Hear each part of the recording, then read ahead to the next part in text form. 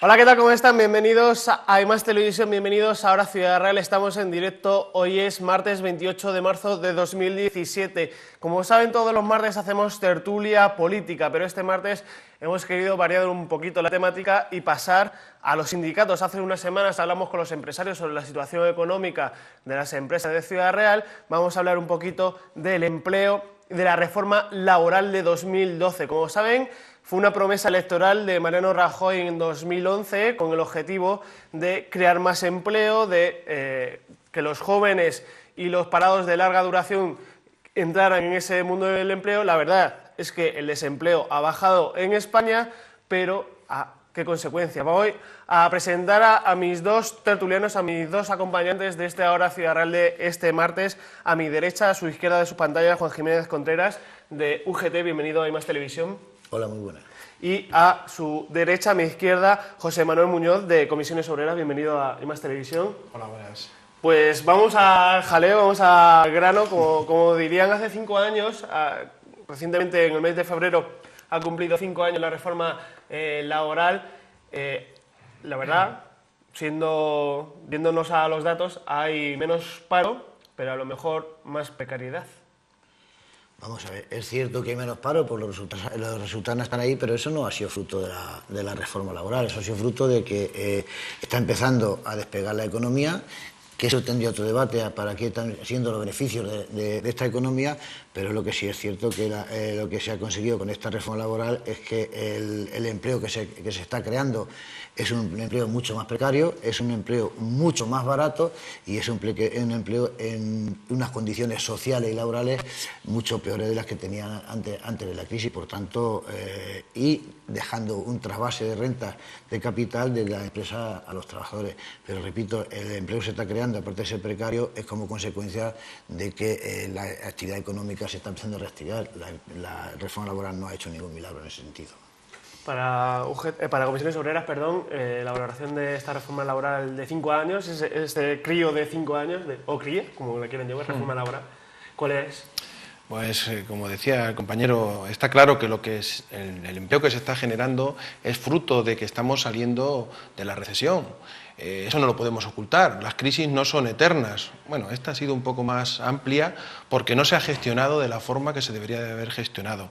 Es una crisis que, por esa mala gestión política que se ha hecho de ella y económica, pues ha llevado a que se amplíe en el tiempo y que la duración sea mucho mayor. Y además que ha generado otras crisis, porque tenemos más pobreza social, tenemos una pobreza laboral que no teníamos antes, y eso es lo que ha conseguido la reforma laboral y la gestión que te comentaba, hacer el mercado laboral más inestable. Se han generado puestos de trabajo, pero puestos de trabajo que ya no son como los que había anteriormente. Esto está claro que no ha sido por casualidad. Las cosas tienen su explicación y está claro que la reforma laboral se impone en este país por orden del capitalismo y al amparo de un gobierno como es el gobierno del Partido Popular, que ha generado esta situación. Y lo que buscaban pues era el trasvase de las rentas del trabajo al capital. Lo que trataban era conseguir que las condiciones laborales fueran peores para tener ellos más beneficios.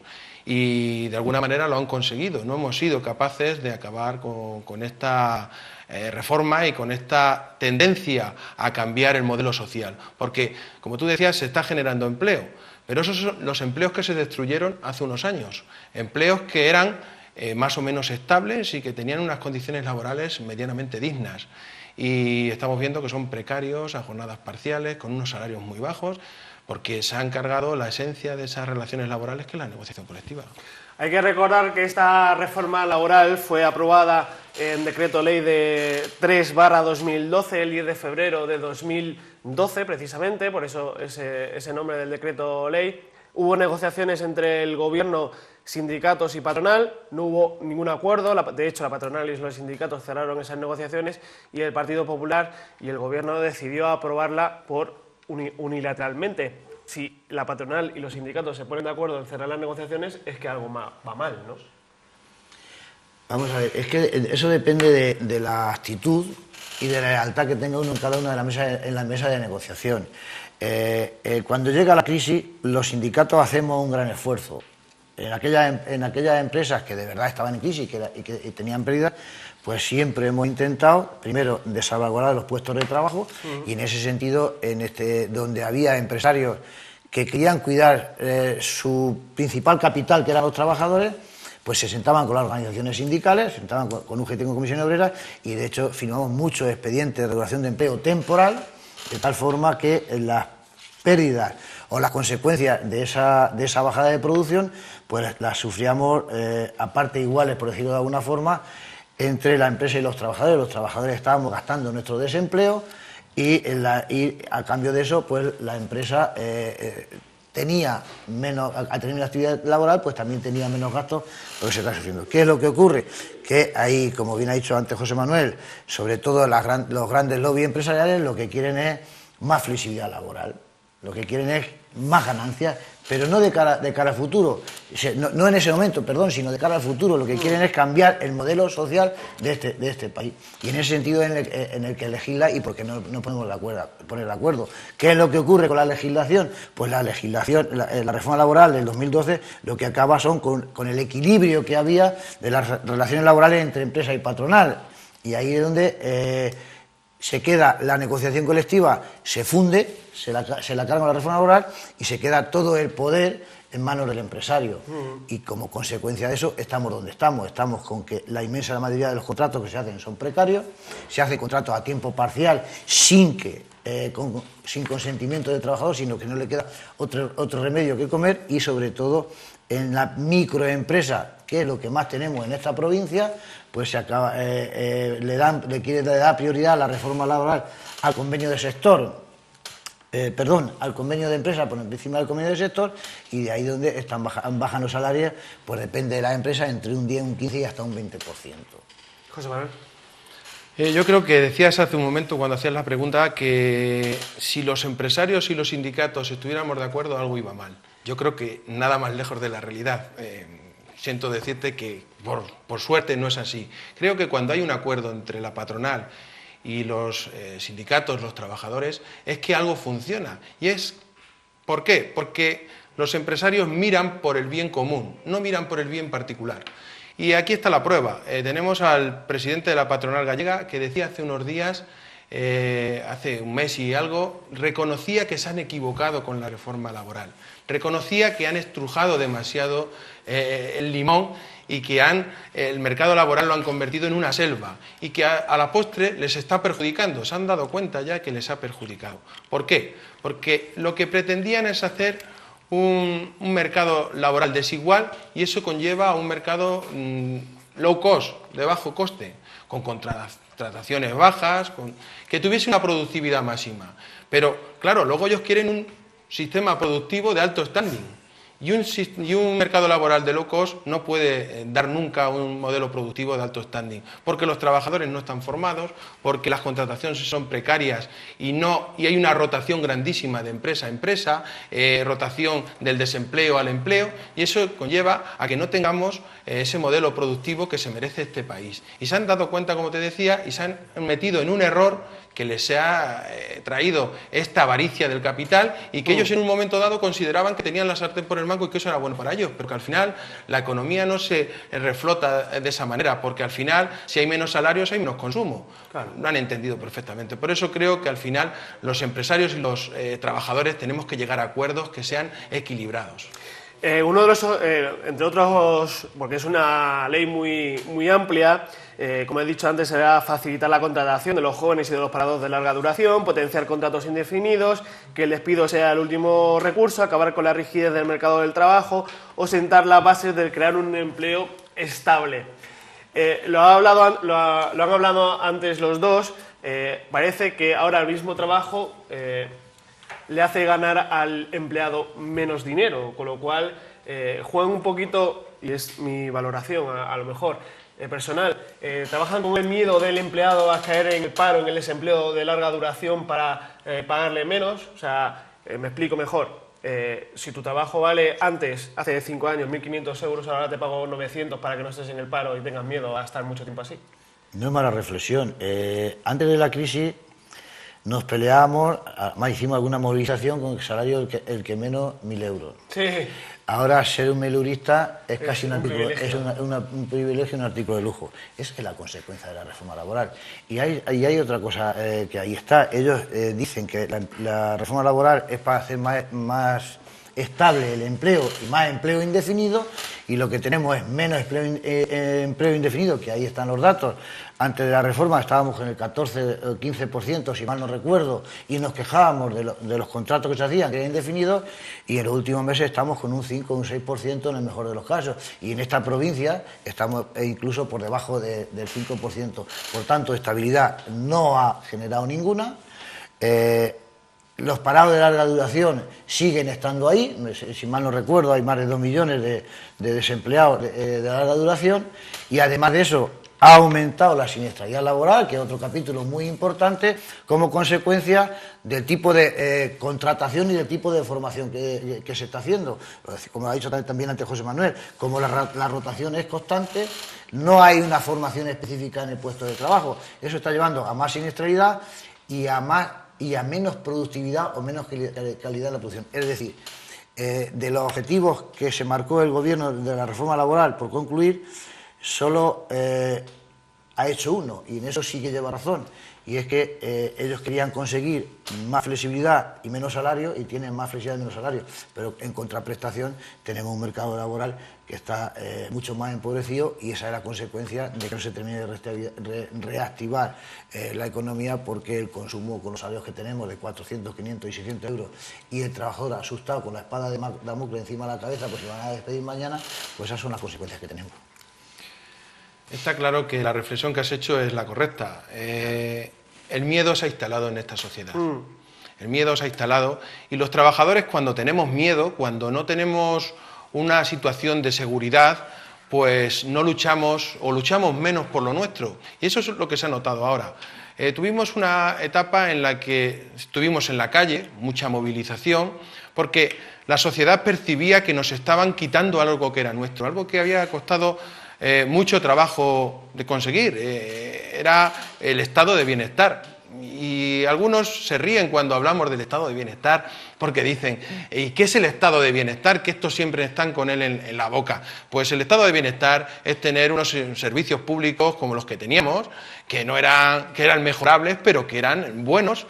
Tener una enseñanza, una sanidad, poder disponer de los servicios públicos cuando tienes un familiar con dependencia, y hemos visto que esas cosas se han deteriorado. ¿Y por qué no hemos seguido en la misma intensidad la lucha? Pues muy sencillo, porque se ha generado ese miedo. Les ha salido bien la jugada, los salarios han bajado, la situación no es estable, tú te contratan y te dicen vas a estar aquí hasta mañana, más allá de mañana no lo tienes seguro. Por lo tanto, ahí es cuando el trabajador recula. Y luego, en cuanto a representación, tenemos que recordar que los sindicatos, hoy aquí yo echo de menos la presencia de más sindicatos. Yo también. Porque creo que deberíamos defender más a los trabajadores, y es muy bueno estar en espacios como este para hacerlo. Es un medio de comunicación, pero quizá también lo entiendo por otra parte, porque nosotros defendemos esto porque consideramos que la reforma laboral no solo ha hecho daño al mercado laboral, sino a la sociedad en general. Y por eso te hablo de esos servicios públicos que también han sido dañados por estas reformas que se han practicado para cambiar ese modelo de Estado del que hablábamos al principio. Y a partir de ahí se produce ese miedo y se produce ya la ausencia de movilización, o se frena esa capacidad de movilización que veíamos, que todo el país estaba en la calle pidiendo que cambiase esto, y se va bajando la intensidad por ese miedo que existe, porque los trabajadores, cuando tenemos incertidumbre, inseguridad, tenemos que comer todos los días, y eso lo entendemos. Y como te decía, los sindicatos no tenemos presencia en todas las empresas. El 60% de las... Un dato muy revelador es que el 1,5% de las empresas de este país, solo el 1,5%, tienen más de 25 trabajadores. Eso ya hace ver por qué han urdido esta tela para acabar con la negociación colectiva, porque el resto, prácticamente el 100% de las empresas, dependen de un convenio sectorial. No tienen la posibilidad de tener ese convenio propio. El 60% de las empresas no tienen más de 6 trabajadores, con lo cual no podemos estar presentes en los sindicatos. Y el otro 40% en el que sí podemos estar presentes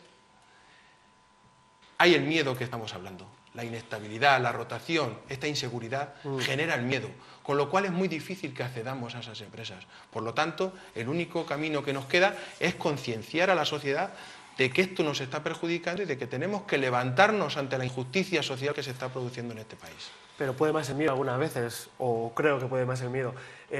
Todos hemos sido jóvenes, todos hemos intentado acceder a nuestro primer trabajo, a nuestra primera jornada laboral. En IMAX Televisión tenemos desde este lunes a 2 chicos que están aprendiendo, Miguel Ángel y Álvaro.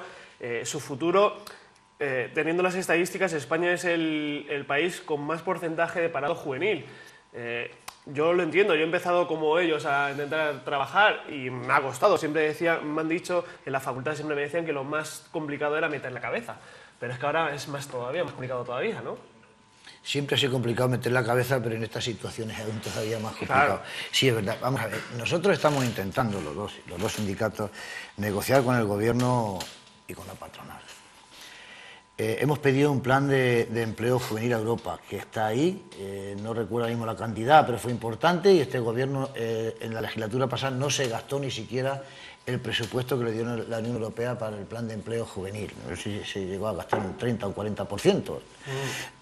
Y sin embargo nos están legislando, con estas reformas, nos están legislando para alargar la vida laboral de los que estamos, afortunadamente estamos en el mercado laboral, y como consecuencia dejar fuera a la gente joven. Y lo que estamos pidiendo de los sindicatos es que hay que sentarnos en distintas mesas de negociación para hablar de planes de rejuvenecimiento de plantilla en las empresas.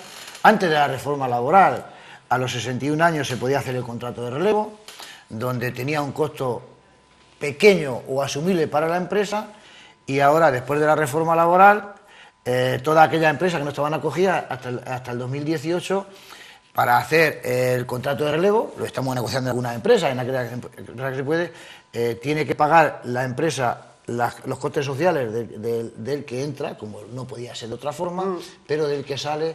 Antes, si estaba con un 15% de jornada, pagaba el 15% de la seguridad social. Ahora tiene que pagar el primer año el 20%, luego el 50% y luego el 70%. ¿Qué es lo que han hecho? Cerrar la puerta de ese rejuvenecimiento de plantilla, con lo cual están machacando la productividad de las empresas, porque no es lo mismo producir una persona con 64 años que una persona con 25 y con formación, y de paso están cerrándole la puerta a la gente joven. En ese sentido nos estamos peleando. ¿Vamos a tener éxito? Pues no lo sé, porque el gobierno, la verdad es que cada vez que nos sentamos con ellos en la mesa dicen que sí, que hay mucho diálogo, pero esto no, esto no, esto no y esto no. José Manuel, yendo al mundo futbolero, decía Camacho que un canterano del Real Madrid tenía que derribar la puerta para quedarse en el primer equipo. Los jóvenes tienen que derribar un muro gigantesco ahora para entrar en el puesto de trabajo. Muy grande. Pues ha puesto el mejor símil. Está claro que los jóvenes de nuestro país lo tienen muy complicado. Muy complicado, y es algo que nos preocupa muchísimo y que además nos preocupa ya también por egoísmo personal. Tenemos un sistema público de pensiones que está sufriendo verdaderamente un momento delicado y que hay que asegurar para el futuro. Pero ya no solo por eso, a mí lo que más me preocupa es la inversión. Tú hablabas de cuando hacías tus estudios y el coste que ha tenido para nuestro país, para nuestra economía, esos estudios tuyos, como los de tantos, como los de los 2 compañeros que hoy están también aquí aprendiendo, y como los de otros muchos, y cómo estamos viendo que nuestros jóvenes se van al extranjero. Exacto. A rentabilizar esa inversión que hemos realizado con nuestros impuestos. Es que esto es muy grave. Es que esto es muy grave y hay que denunciarlo a diario prácticamente y hacerlo fuerte y levantar la voz. Este gobierno está perdiendo los papeles, no sabe lo que está haciendo y no hay nadie que seamos capaces de rectificarlo. Porque, como te decía, nos hemos rebelado, hemos salido a la calle, les hemos exigido en las mesas de negociación que hagan planes, como bien decía Juan, ya no voy a entrar en ese tema, y para rescatar a esos jóvenes, para hacer que se incorporen al mercado laboral. Y es absurdo todo lo que está pasando porque no hacen caso a nada. Ellos siguen con su modelo, con lo que tienen en su hoja de ruta y no hacen caso a nadie ni a nada. Por eso habrá que darle un toque de atención y por eso yo digo a los jóvenes que tienen que buscarse la vida, por supuesto, y que no podemos decirles que no se vayan del país, pero yo creo que hay que defender lo nuestro aquí. Antes de salir fuera hay que defender lo nuestro y tenemos que luchar por que nuestros jóvenes, nuestros hijos, se queden aquí en España y que desarrollen la actividad de los estudios que han realizado, subvencionados con dinero público en parte, para dar el provecho de esos estudios en este país y hacerlo más fuerte y hacerlo que florezca, hacer que florezca. Me la he puesto votando porque iba precisamente sobre ese tema, porque creo que soy de la generación del 82, creo que mis generaciones son de las mejor preparadas y quien no tiene en su familia o entre sus conocidos, entre sus amigos, a algún hijo que marcha a otro país para valerse por sí mismo, para ganarse la vida, para tener un trabajo de lo que ha estudiado.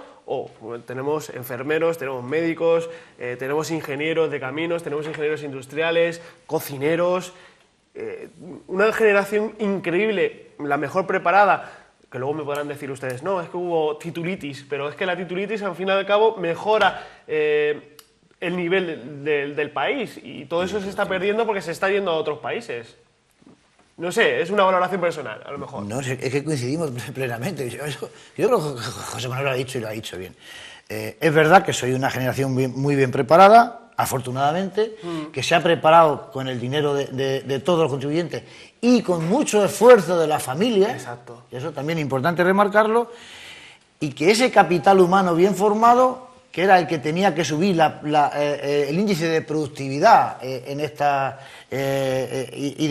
de tecnología en esta sociedad, pues están desarrollando esas actitudes en otros países. Por tanto, el beneficio de lo que hemos pagado entre todos se lo están llevando a otros países. Si es que lo ha dicho antes José Manuel y lo ha dicho bien. Es que es así, es que no es otra forma. ¿Y qué es lo que estamos diciendo nosotros? Que lo que hay que poner son medidas correctoras y legislación suficiente para que ese capital humano se quede en España y podamos ser un país competitivo. No lo que ha hecho la reforma laboral, que lo que ha hecho, voy a abaratar salarios y estamos haciendo de este país vivir del turismo y, como hemos dicho algunas veces, de acercar África un poco más a Europa. O sea, los precios baratos y la mala calidad o para ser competitivos no puede ser con salarios bajos. Los países que mejor viven y que mejor se desarrollan son aquellos que tienen una alta tecnología, un personal muy profesional y producen productos, valga la redundancia, de alto valor añadido. Y eso es lo que estamos pidiendo las organizaciones sindicales. Por tanto, ahí la única forma de incidir es primero derogando la reforma laboral, que supongo que hablaremos ahora al final de eso, y sentándonos las tres patas importantes que en este país: gobierno, sindicato y patronal, e intentar que este país salga adelante, invirtiendo sobre todo con el capital humano tan joven y tan bien formado que hemos hecho entre todos. Es que aquí no hay otra. José Manuel. Nada más que añadir a esto, porque a mí me indigna que los jóvenes tengan que salir fuera de nuestro país. Y sobre todo, lo que sí, y por eso pedí a los jóvenes, porque a lo mejor los jóvenes que nos están viendo ahora mismo piensan, no, pero ¿qué hacéis los sindicatos? Porque de alguna manera veo que también tú estás diciendo, bueno, pero esto está así, pero para eso tenemos los sindicatos, sí. Es lógico que se haga esta pregunta, pero los sindicatos somos una herramienta. Si a una máquina no le aplicas una fuerza, pues no puede, si tú con un martillo no lo accionas contra el